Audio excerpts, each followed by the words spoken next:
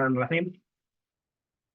तो हमारी आज की ये पहली क्लास है और आज की क्लास में हम लोग तीन काम करने वाले हैं। पहला काम तो ये कि हम लोग आपस में एक दूसरे का इंटरेक्शन लेंगे और देंगे ताकि थोड़ा सा पढ़ने पढ़ाने का ये काम आगे बढ़ सके। और दूसरा, अरबिक जबान के बारे में कुछ बेसिक मालूमात हम हासिल करें। मेरी आवाज़ क्लियर है ना? जी सर। ठीक है। हाँ। और दूसरा, अरबिक जबान के बारे में बेसिक मालूमात हम हासिल करेंगे और उसके बाद फिर हम क्या पढ़ने का हमारा तरीका है उन चीज़ों को करने की हम कोशिश करेंगे ताकि क्लास ये स्मूथली हमारी चल सके। तो पहले मैं चाहूँगा, हालांकि कुछ लोगों के लिए मुश्किल होता है, पहले मैं चाहूँगा कि ज़रा हम इंट्रोडक्शन एक दूसरे का कर लें ताकि थोड़ा सा हमारे लिए क्लास को स्मूथली चलाना आसान हो पाए। बाद में मैं भी अपने बारे में ज़रा से बता दूंगा जिन लोगों के लिए बिल्कुल नया हूँ मैं। कौन स्टार्ट करना चाहेगा इंट्रोडक्शन? सिर्फ आपको नाम बताना है, आप कहाँ से हैं, कर क्या रहे हैं, अरबी क्यों पढ़ना है, इन चार सवालों के जवाब आप सिर्फ देने। नाम, from where you are, what are you doing nowadays, and why you want to learn Arabic. कौन स्टार्ट करना चाहेगा? अगर नहीं स्टार्ट करेगा तो मुझे नाम लेके स्टार्ट करना पड़ेगा फिर। चलिए, निदा साहिबा स्टार्ट कीजिए।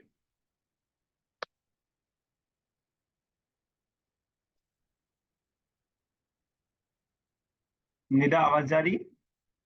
Yes sir. Assalamu alaikum all of you. My वालेकुम। name is Nida. I am from Delhi and I am a teacher, primary teacher. Yes, okay, okay, thank you. Yes, Zaid, Zaid साहब। Hello, how are you guys? This is Mohammed Zaid here. I am from Meerut, UP, and nowadays I am working in Saudi Arabia as a planning engineer. And I want to learn Arabic because it was my childhood dream that one day, inshallah, I want to speak Arabic like my mother tongue, Hindi and English. So that's why I joined this session. Thank you. Okay, thank you. Nabiha, Nabiha Qadir साहब।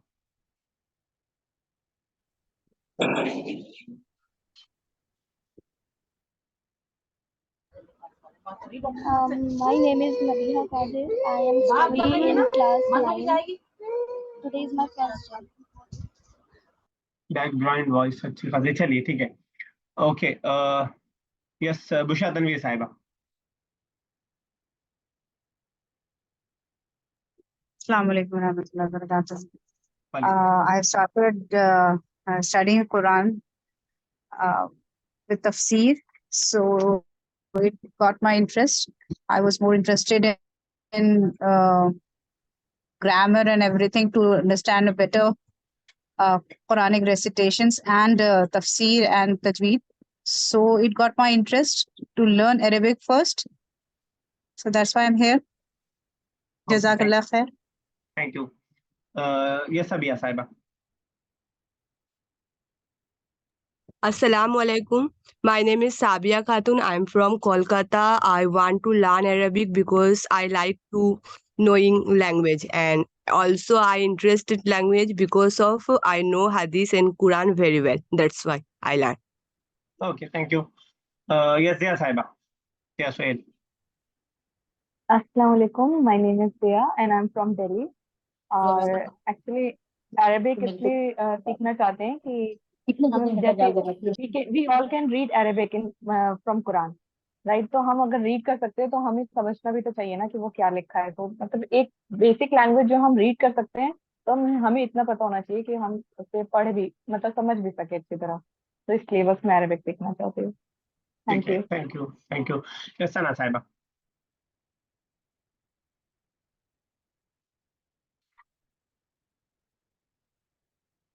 सना साहिबा।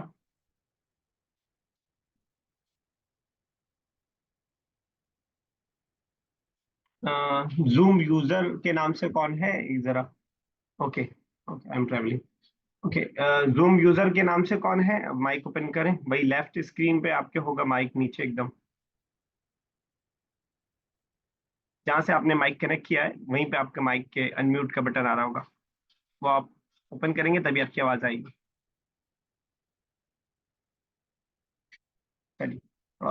New हैं शायद zoom से, इसलिए थोड़ा सा परेशानी है। इंशाल्लाह आगे धीरे धीरे मैं आपको क्लास के बाद थोड़ा सा उसके लिए गाइड कर दूंगा जो आपको समझने में प्रॉब्लम है। चलिए, जो लोग पहचानते हैं उनके लिए तारुफ की जरूरत नहीं, लेकिन बहुत से लोग नए हैं तो उनके लिए जो बाद में भी वीडियो सुनेंगे, जो ज्वाइन नहीं हुए 5-6 लोग, उनके लिए भी मेरा नाम उमर खालिद है और तालीमी सिलसिला मेरा हिफ्ज के बाद आलमियत और फजीलत और फिर जामिया से अरबिक में डिप्लोमा, एडवांस डिप्लोमा और फिर बीएड मैंने किया है। ये मेरी तालीमी लियाकत है। फिलहाल मैं टीचिंग से ही जुड़ा हुआ हूँ और अरबिक को मैं पिछले 2 साल से ऑनलाइन में पढ़ा रहा हूँ। बाकी ऑफलाइन में तो मैं 2018 से अरबिक को पढ़ा रहा हूँ। ये बेसिक्स मेरे मेरे बारे में मालूमात थी। अब हम बात करने जा रहे हैं अरबिक लैंग्वेज के बारे में। आज थोड़ा सा हम बात करेंगे अरबिक लैंग्वेज के बारे में। आज के इस क्लास में मैं ज्यादा बोल रहा हूँगा और आप एज अ लिसनर सुन रहे होंगे, लेकिन हमारी आगे की क्लासेस ऐसी होंगी जिसमें 75% आप ही बोल रहे होंगे और मैं आपको बार बार परेशान कर रहा हूँगा और आपको पूछ रहा हूँगा। और देखिएगा आप जैसे क्लास चलेगी, बाकी जिन लोगों को मैंने वीडियोस रिकॉर्डेड जिन्होंने मांगी थी मैंने भेजी थी, तो उनको अंदाजा हो गया होगा कि हमारी क्लास किस तरह चलती है।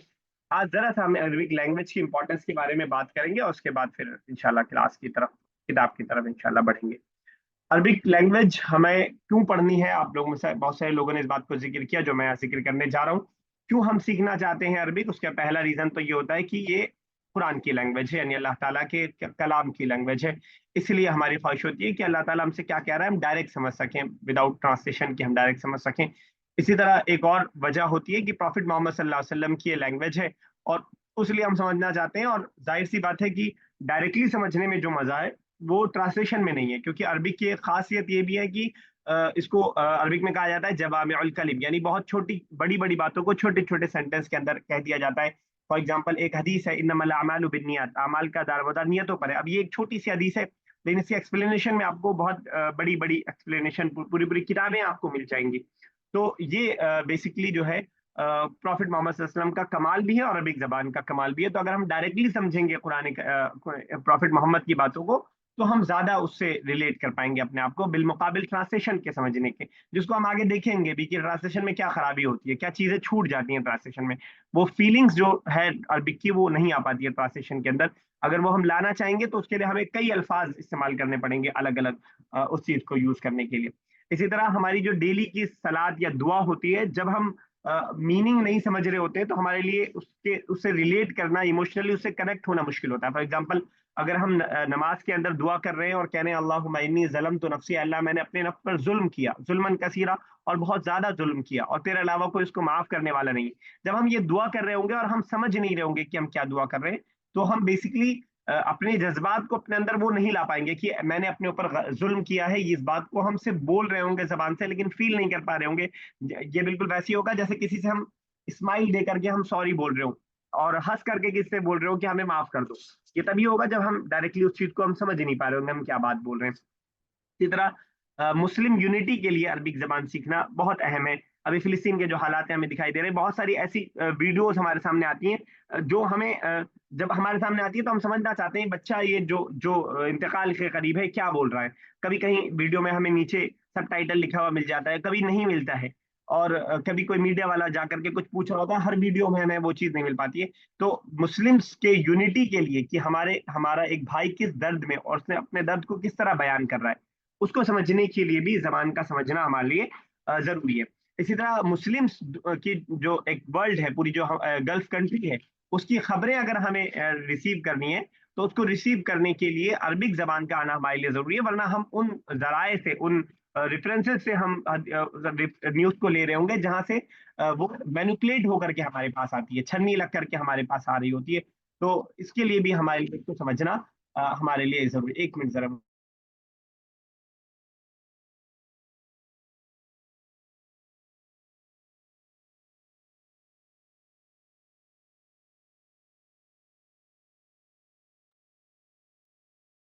सॉरी।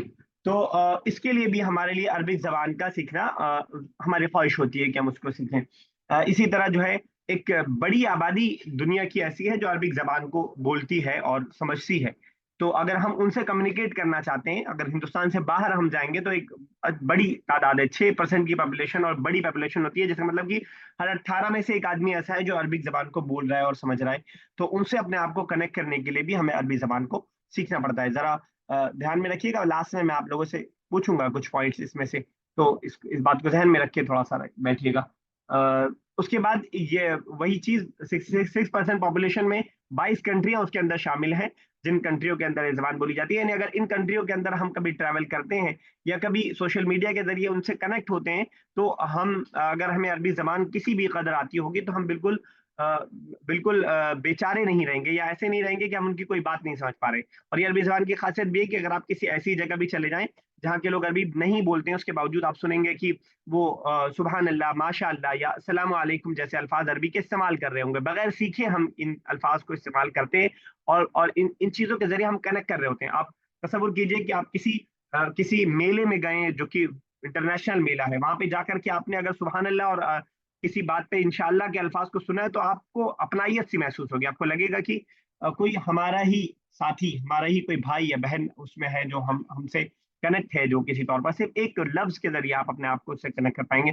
इसी तरह एक छोटी सी बात ये कि ये UN के जो 6 ऑफिशियल लैंग्वेज है उनमें से एक है, इसको भी मैंने इसके अंदर जिक्र करने की कोशिश। ये वो कंट्रियां हैं जिन कंट्रियों के अंदर, जिन कंट्रीज के अंदर ये जबान बोली और समझी जाती है। यानी अगर इन कंट्रियों का कभी आप ट्रैवल करें या सोशल मीडिया से इनसे कनेक्ट करें, तो आप अपने आप को अजनबी नहीं महसूस करें। तो हमने भी बात किया कि अरबी जबान इंपॉर्टेंट क्यों है। यानी एक तो कुरान की जबान है, नबी करीम सल्लल्लाहु अलैहि वसल्लम की जबान है, हमारी डेली की इबादतों के अंदर ये शामिल है, मुस्लिम इत्तेहाद और यूनिटी के लिए जरूरी है, और मुसलमानों के हालात और जहाँ खासतौर से मक्का और मदीना और फिलिस्तीन और मस्जिद अक्सा और दिमश्क, इन तमाम जगहों की खबरों को हासिल करने के लिए हमारे लिए जरूरी है। एक बड़ी तादाद इस जबान को बोलती है। तो ये वो वजह है जिसकी वजह से अरबिक जबान एक इंपॉर्टेंट जबान है, जिनमें से अक्सर वजह आप लोगों ने जिक्र भी किया। और अरबिक जबान दुनिया भर की जबानों में 4th रैंक पे है। रैंक आगे पीछे हो सकती है, लेकिन आप कितना भी इसको डिमोट करें, आप उसके बावजूद 10 से नीचे नहीं ला सकते। और 10 के अंदर आना भी, इस दुनिया की हजारों जबानों में 10 रैंक के अंदर आना भी कोई मामूली बात नहीं है। तो बहरहाल एक अहम जबान है। अब हम अभी तक हम ये बात कर रहे थे कि अरबिक इंपॉर्टेंट क्यों है। अब हम ये बात करेंगे कि अरबिक जबान को इतनी अहमियत अल्लाह ताला ने क्यों दी है। यानी अल्लाह ताला कुरान करीम को और भी जबानों में नाजिल कर सकता था, लेकिन अरबिक को ही उसके लिए क्यों चुना, अब हम उसके बारे में हम बात करेंगे। ये अरबिक की स्क्रिप्ट है आपके सामने, और उर्दू, तुर्किश और फारसी की तरह की स्क्रिप्ट इसके लिखी जाती है, जैसे कि आप में से अक्सर सब लोग जानते हैं। तो अरबिक को क्या चीज यूनिक बनाती है, जो मैं कह रहा हूँ कि अल्लाह ताला ने इसी जबान को क्यों चुना कुरान के नाजिल करने के लिए। ये बातें हम इसलिए कर रहे हैं क्योंकि आज अब क्लास आपने ज्वाइन किया है, धीरे धीरे जिस मोटिवेशन के साथ हम अरबिक से जुड़ते हैं वो कम होता जाता है। जब वो आपके अंदर से कम हो तो इन बातों को आपको याद रखना है। इसके लिए मैं ये बातें मैं डेली नहीं करूंगा, ये सिर्फ आज मैं बात कर रहा हूँ। और मेरा ये तजर्बा इस अरबिक की टीचिंग में रहा है कि अरबिक के हर मैदान में ये होता है कि हम एक तौर से एकदम मोटिवेट होते हैं कि हमें करना है करना है करना है, उसके बाद फिर हम धीरे धीरे भूलते जाते हैं, उससे दूर होते जाते हैं। तो जब आपके अंदर डिमोटिवेट होने का कोई फैक्टर आए, तो आप इन बातों को याद करें कि आपने शुरू किस लिए किया था। तो मैं आपके अंदर वो चिंगारी डालना चाहता हूँ कि अरबी जबान हमारे लिए इंपॉर्टेंट क्यों, और उसकी अहमियत क्या है, एज ए लैंग्वेज उसकी क्या अहमियत है। एज ए रिलीजन तो अलग बात है, एज ए लैंग्वेज भी उसकी क्या इंपॉर्टेंस है, वो मैं आपके अंदर बस पैदा करना चाहता हूँ, जो कि आपको आगे कंटिन्यू रखने में आपकी मदद करे। क्योंकि मेरा तजर्बा रहा है कि जब भी अनाउंसमेंट निकलता है तो 50 फॉर्म भरे जाते हैं, उसके बाद फिर 15 लोग ज्वाइन करते हैं, एक महीना गुजरता है, वो 15 में से जो हम यहाँ आज हैं 15 टोटल मिला के ग्रुप पे मिला करके ये एक महीने बाद 8 हो जाएंगे, और 4 महीना पहुंचते पहुंचते ये 4 या 6 बचते हैं। ये मेरा पिछले 6 बैच का तजर्बा रहा है। तो जब भी आप डिमोटिवेट अंदर से होने लगे, तो इन बातों को याद करें कि आपने शुरू किस लिए किया था। इसलिए मैं इन बातों को याद करवा रहा हूँ आपको और आपके जहन में डालना चाह रहा हूँ। तो एक खासियत जो यूनिक बनाती है अरबी जबान को, वो ये कि एक पुरानी तरीन जबानों में से एक जबान है, और किसी चीज का पुराना होना कोई बहुत ज्यादा काबिले सताइश नहीं होता है, बहुत ज्यादा तारीफ की बात नहीं होती है, लेकिन ये पुरानी होने के साथ साथ जिंदा जबानों में से, अपने पूरे शान के साथ जिंदा जबानों में से एक जबान है। पुरानी जबान संस्कृत भी है, पुरानी जबान इब्रानी भी है, पुरानी जबान बैबन लैंग्वेज भी है, लेकिन वो सारी जबानें एक मर्तबा उठी और दूसरी मर्तबा उसके बाद उनका नाम लेने वाला दुनिया में कोई नहीं रहा। लेकिन ये वो जबान है जो पुरानी भी है और उसके साथ साथ जिंदा भी है। आपको कोई सवाल बीच में आए तो आप पूछ सकते हैं, आप फ्री हैं बिल्कुल, ये लेक्चर मोड नहीं है। आपको जब भी लगे कुछ पूछने का तो आप बिल्कुल, आप बगैर हाथ उठाए माइक खोल के आप पूछ सकते हैं किसी को भी।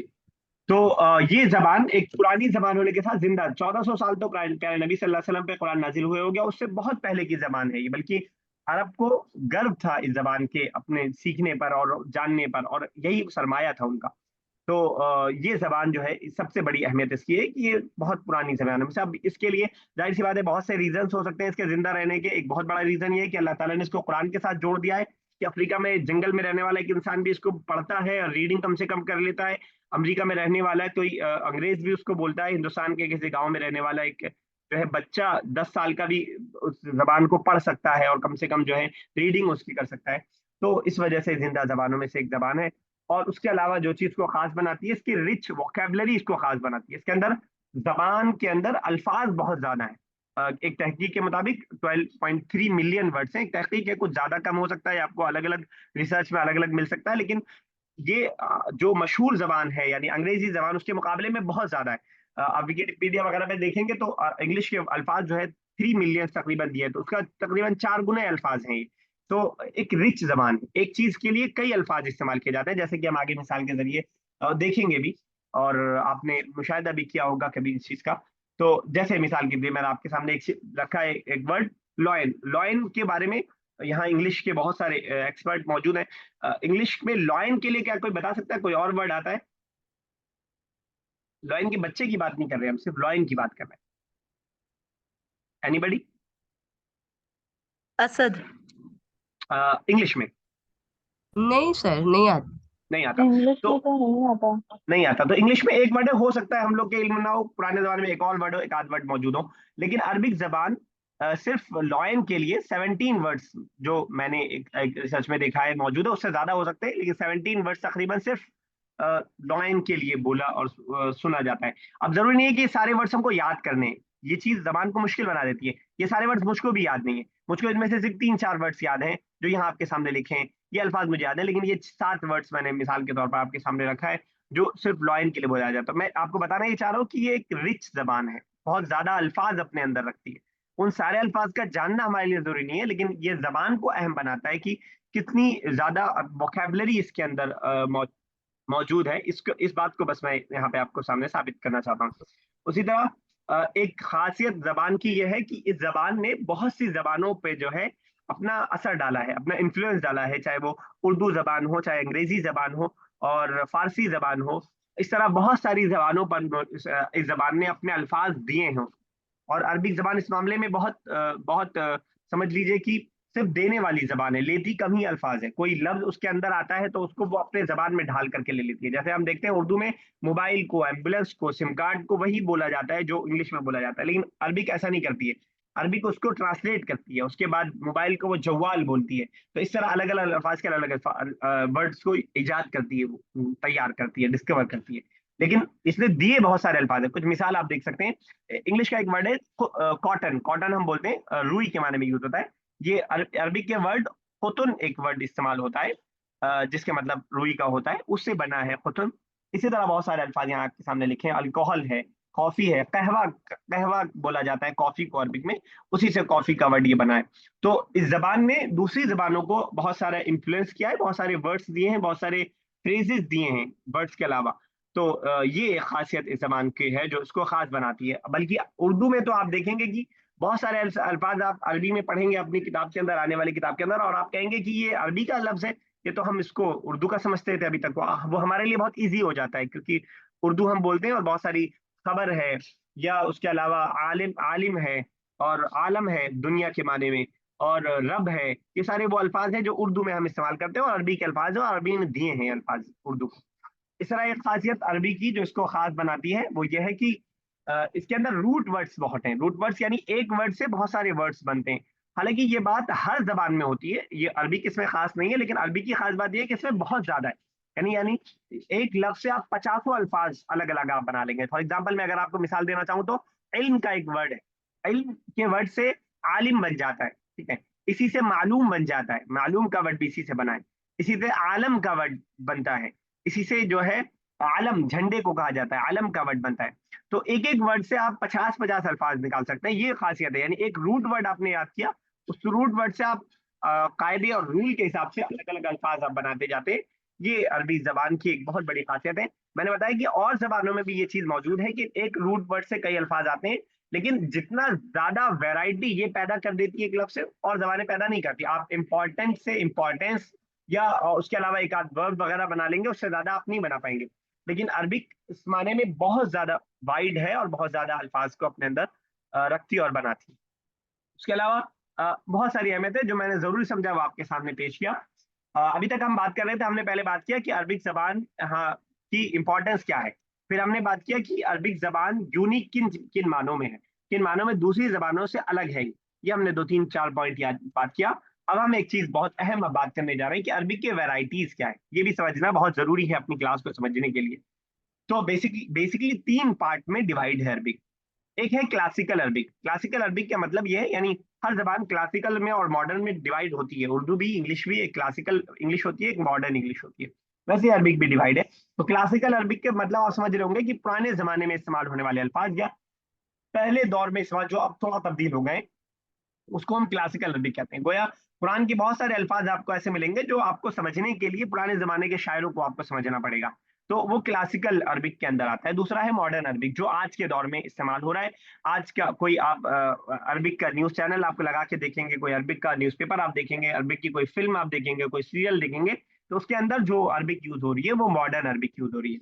तीसरा है वो है, इसको हम कॉलोकियल या आम जबान में आमी जबान बोलते हैं, आमी अरबिक बोलते हैं। इसका मतलब ये है कि एक रीजनल जो लैंग्वेज है उसके में जो अल्फाज इस्तेमाल हो रहे हैं वो हमारी जो है ये आमी अरबिक कहलाती है।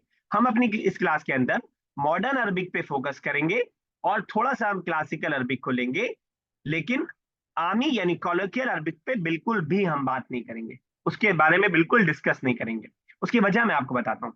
हम मॉडर्न किसी भी जबान को सीखने के लिए मॉडर्न जबान, उसके मॉडर्न पैटर्न का सीखना जरूरी होता है। आमी जबान का मसला यह है कि आमी जबान हर हर जगह की मुख्तलिफ है, यानी मिस्र की अलग है, फिलिस्तीन की अलग है, सऊदी अरब की अलग है, और बहरैन की अलग है। हर जगह की अलग है। इसकी मिसाल मैं आपको ऐसे दे सकता हूँ कि अगर कोई इंसान जो है बाहर से उर्दू सीख करके हिंदुस्तान में आया, जो अंग्रेज है या वो अरब का रहने वाला है या कहीं और का रहने वाला है, वो उर्दू जबान को सीख करके आया और उसे लगता है कि हिंदुस्तान में आने के बाद उसको अब कोई परेशानी नहीं होगी क्योंकि उर्दू जबान उसने सीख लिया है, और इत्तेफाक से वो पहुंच गया पुरानी दिल्ली के इलाके में कुछ खरीदने के लिए, और वहां पे दुकान वाले से उसने किसी का एड्रेस पूछा और दुकान वाला ठेठ पुरानी दिल्ली का था। उसने कहा कि जरा पल्ली गली से जाइयो और वहां पे तो देख लिया है कि वो एक दुकान है। अब ये जो जबान है, इस जबान को सुन करके वो जो जिसने उर्दू जबान सीखी है, आप मुझे बताइए क्या वो उस बात को समझ पाएगा? उल्ली गली या पल्ली गली या फलाना अल्फाज जो इस्तेमाल होता है, क्या वो समझ पाएगा जिसने उर्दू जबान सीखी है? नहीं सर। नहीं समझ पाएगा। और उस मान लीजिए उसने पुरानी दिल्ली की लैंग्वेज सीख भी ली, फिर वो पहुंच गया हरियाणा के एरिया में और हरियाणा में कुछ और चल रहा है, अब उसको फिर परेशानी होगी। तो ये जो कॉलोकियल लैंग्वेज है अरबिक की, ये जो आमी जबान है, इसका यही मसला है। इसका डायलेक्ट भी चेंज हो जाता है, इसके अल्फाज भी चेंज हो जाते हैं, और ये एक ऐसी जबान है जिसको हम अपनी इस क्लास के अंदर बिल्कुल डिस्कस करने वाले नहीं हैं। इसलिए अगर कोई हमारी क्लास में ये सोच के ज्वाइन हुआ हो कि ये क्लास करने के बाद आप सऊदी अरब के किसी बाजार में जाकर के किसी देहाती इंसान से आप आराम से बात कर लेंगे, तो सॉरी फॉर दैट, आपको इस क्लास से उसका बिल्कुल भी फायदा होने वाला नहीं है। हाँ, इतना होगा कि जब आप अपनी बात कह रहे होंगे तो सामने वाला आपकी बात को समझ लेगा, लेकिन जब वो गाड़ी वाला, वो ठेले वाला, वो दुकान वाला कोई बात आपसे अरबी में बोल रहा होगा तो आपको समझने में प्रॉब्लम होगी। जिस तरह आप उर्दू सीख के आए हैं तो आप पुरानी दिल्ली वालों को बता देंगे अपनी बात, आपकी बात वो समझ लेगा, लेकिन वो जो फटाफट बोल रहा होगा अल्फाज को बदल करके, तो वो आप नहीं समझ पाएंगे। इसकी एक मिसाल मैं आपको देता हूँ। मैं आया, आई केम के लिए एक अल्फाज जो इस्तेमाल होता है अरबिक में, जी टू, मैं आया, आसान सा अल्फाज है जी टू। ये है कि मैं आया, आई केम। इसको आमतौर से सऊदी अरब के बाजारों में लोग बोलते हैं शिया, शिया। अब आप देख रहे हैं जेतू और शिया या शियू में क्या सिमिलरिटी है, कहां से वर्ड कहां चला गया, सिर्फ जेर अपनी जगह है, बाकी बिल्कुल चेंज हो गया है। तो हम अपनी इस क्लास के अंदर बहुत बात नहीं, मुश्किल है। हाँ बहुत मुश्किल। वो आसान है, वो आसान तब है, ये आमी जबान तब आसान है जब वहां उनके बीच में आप रहते हो, तो बिल्कुल आसान है। या आप काम की, यानी फॉर एग्जांपल आपको बाजार जाना है तो बाजार के कुछ अल्फाज आपने याद कर लिए, वो जा करके आपने बोल लिया। इस तरह लोग सीख लेते हैं, जो लोग वहां रहते हैं वो लोग सीख लेते हैं, वो हमसे अच्छी उन लोगों से बातचीत कर लेते हैं। वजह यह है कि वो ये किसी क्लास में नहीं सीखी जा सकती, इसका सीखने का दो तरीका है, या तो आप वहां रहिए, उनके बीच में रह करके उनसे घुस घुस के बात कीजिए, इशारे किनारे और सबसे करते करते आप थोड़ा थोड़ा सीख जाएंगे, और जैसे सीख भी जाते हैं, ना पढ़े लिखे भी जा करके वहां पे सीख जाते हैं। लेकिन फिर उसमें वही मसला होगा कि आपने मिस्र में सीखा है तो आप मिस्र में ही बोल पाएंगे, फिर आप सऊदी अरब के बाजार में जाके नहीं बोल पाएंगे। तो ये मसला अपनी जगह मौजूद रहता है, तो हम इसको बिल्कुल भी टच करने वाले नहीं हैं। हाँ, ये आपकी हेल्प जरूर करेगा। मैंने कहा मॉडर्न अरबिक सीखने के बाद आप अपनी बात पहुंचा लेंगे, आप उनकी बात समझ नहीं पाएंगे, ये आपको समझने में प्रॉब्लम होगी। ये मेरा जाती तजर्बा है कि आप जब बोलेंगे तो सामने वाला आपकी बात को समझ जाएगा। तो ये क्लासिफिकेशन है अरबिक का। हम मॉडर्न अरबिक को अपनी किताब के अंदर पढ़ने वाले हैं, और थोड़ा सा कुरान का ट्रांसलेशन साथ में करेंगे तो क्लासिकल अरबिक भी टच होगी। तो ये हमारे सामने इसके लिए हम पढ़ेंगे। यहाँ मैंने अपनी बात खत्म कर ली। 9 मिनट हमारे पास बाकी है। कोई सवाल इस सिलसिले में हो तो आप पूछ सकते हैं, वरना फिर मैं आपसे सवाल पूछूंगा। अभी जो हमने पढ़ा है उसमें कोई समझने में प्रॉब्लम हो तो आप पूछ सकते हैं। चलिए, एज यूजुअल सवाल नहीं है, आप पूछ। जी। मेरा एक अलग सवाल है। मैं ये कहना चाह रही थी कि जैसे हमने, मेरा एम था कि मैं कुरान पढूं तो समझ सकूं, तो ग्रामर वगैरह जो रहती है, हाँ तो ग्रामर हमारी दोनों की सेम रहती है कि अलग होंगी? हाँ, वो आपका बिल्कुल सही सवाल है, बहुत अच्छा सवाल है। वो सेम रहती है बिल्कुल। क्लासिकल में बेसिकली अल्फाज थोड़ा डिफरेंट होते हैं। मैं मिसाल देता हूँ, जैसे दुश्मन के लिए हम लोग अरबिक में अदुब का वर्ड इस्तेमाल करते हैं, कुरान ने भी यूज किया है, और मॉडर्न अरबिक में भी यूज किया जाता है। और अदुब का मतलब होता है दुश्मन, ठीक है। क्लासिकल में एक और वर्ड इन्ना आतईना कल कौसर में हम पढ़ते हैं शानी, इन्ना शानी अका हुवल अबतर, बेशक आपका दुश्मन वही दुम कटा है। शानी अका, अब ये शान का वर्ड मॉडर्न अरबिक में यूज नहीं होता है। तो बेसिकली क्लासिकल और मॉडर्न में ज्यादा फर्क नहीं है, ग्रामेटिकली अल्फाज के फर्क है। अल्फाज कोई ऐसा है जो क्लासिकल में यूज होता था, आज नहीं यूज होता है। तो ग्रामर बिल्कुल सेम है। ठीक है, जज़ाकल्लाह। क्लियर। ठीक है, तो वो फायदा इंशाल्लाह देगा। बस ये कि कुरान को सीखने के लिए उसकी वोकैबुलरी हमें याद करनी पड़ेगी। अगर हम क्लास मॉडर्न अरबिक पढ़ रहे हैं तो ग्रामर हमें समझ में आ जाएगी, लेकिन कुरान समझने के लिए उसकी अरबिक, उसके वोकैबुलरी हमें याद करना पड़ेगा, उसको समझना पड़ेगा। सुबह के लिए हम सबाह का वर्ड यूज करते हैं, मॉडर्न अरबिक में भी और क्लासिकल में भी यूज है। सुबहन, सुबह या सबाह उर्दू में भी यूज करते हैं, तो ये यूज किया जाता है। कुरान ने सूरह फलक में यूज किया, कुल अऊज़ु बिरब्बिल फलक, फलक का अल्फाज यूज किया है, जो कि मॉडर्न अरबिक में सुबह के लिए यूज नहीं होता है। अब एक खास मकसद है जिसकी वजह से कुरान ने उसके अल्फाज को यूज किया है, क्योंकि उसके अंदर कुरान 2-3 माना एक साथ जिक्र करना चाहता है, इसलिए उसको जिक्र किया है। लेकिन ये फलक का वर्ड अगर आप मॉडर्न अरबिक में ढूंढेंगे, मतलब बोलेंगे, तो सामने वाला आपकी बात नहीं समझ पाएगा। तो इसको आपको कुरान से समझना पड़ेगा कि फलक कुरान ने क्यों जिक्र किया है और क्या क्या माना है। ठीक है, ओके, चलिए। साबिया साहिबा, मैं अगर नाम गलत ले रहा हूँ तो बता दीजिएगा। साबिया साहिबा, जरा बता दीजिए हमने क्या इंपॉर्टेंस बात की, 1-2 पॉइंट जरा जिक्र कर दिए ताकि मैं देख लूँ मैं अपनी बात पहुंचा पाया है नहीं।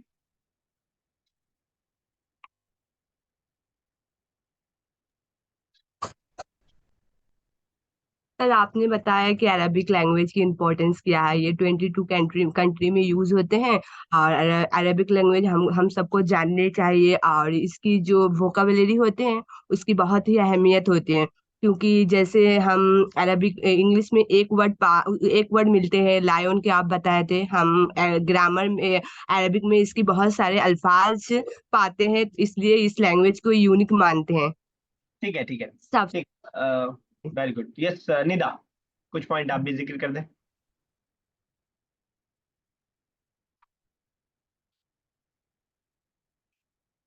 Nida, we are waiting.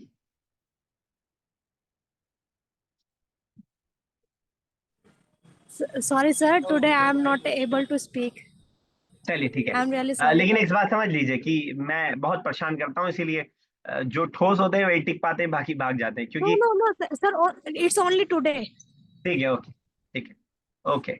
Yes मैं जैद, बता एक आध पॉइंट आप जिक्र, यस बुशा साहिबा जिक्र कर रही हैं कुछ। जी, मैं ये कहना चाहती थी, इससे एक बात समझ आती कि कम अरेबिक लैंग्वेज की इम्पोर्टेंस ये भी है कि एक यूनिटी बनेगी जो गुड, अलहदा है, जो हम लेके आए हैं बिल्कुल। आजकल के माहौल के खास तौर पे।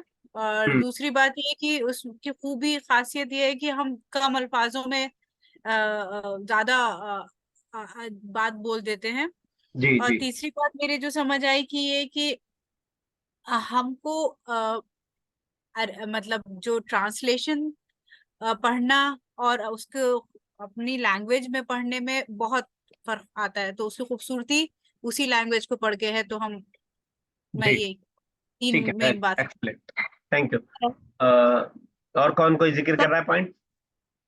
सर बोल रही थी मॉडर्न एंड क्लासिकल अरेबिक जो है उसके लिए जो हम अगर हम ये दोनों सीख ले तो हमें लिटरेचर कंप्लीट समझ आ जाएगी, हाँ, जो जैसे अरेबिक लिटरेचर। लिटरेचर कंप्लीट समझ में आ जाएगी। मैंने बताया जहां प्रॉब्लम होगी मैंने आपको बताया, आपको कम्युनिकेशन करने में, वो भी ऐसे इंसान से कम्युनिकेशन करने में जो पढ़ा लिखा नहीं है, वहां प्रॉब्लम आपको ज्यादा होगी।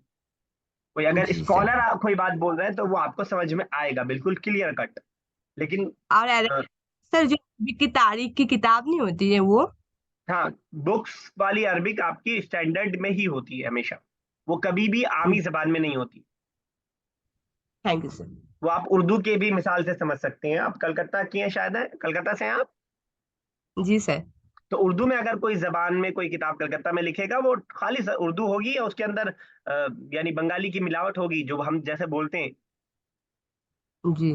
तो वो खालिस अरबिक में होगी, प्योर अरबिक में। तो सॉरी, उर्दू में, तो वो वही फर्क उसमें भी है। जी सर, थैंक्स। चलिए जैद, जरा आप भी कुछ बताइए। सर ये आपने लैंग्वेज की इम्पोर्टेंस के बारे में बताया, और मेन इम्पोर्टेंस मेरे लिए तो ये है कि जब इंसान मुस्लिम एक नमाज पढ़ता है तो एटलीस्ट पढ़ते तो सब है, लेकिन फील आएगा अगर हम अरेबिक सीख लेंगे तो, ठीक है, वेरी कि गुड। हम जो जबान से बोल रहे हैं वो जो है ना उसको फील कर सकते हैं। और बहुत सारे इसके मतलब इम्पोर्टेंस है सर। ठीक है, कम थैंक यू। वर्ड्स में जो है ना आपके अपना साथ आपकी मैसेज सिस्टर कन्वे भी कर बैठी सकते हैं हैं। जैद? No sir.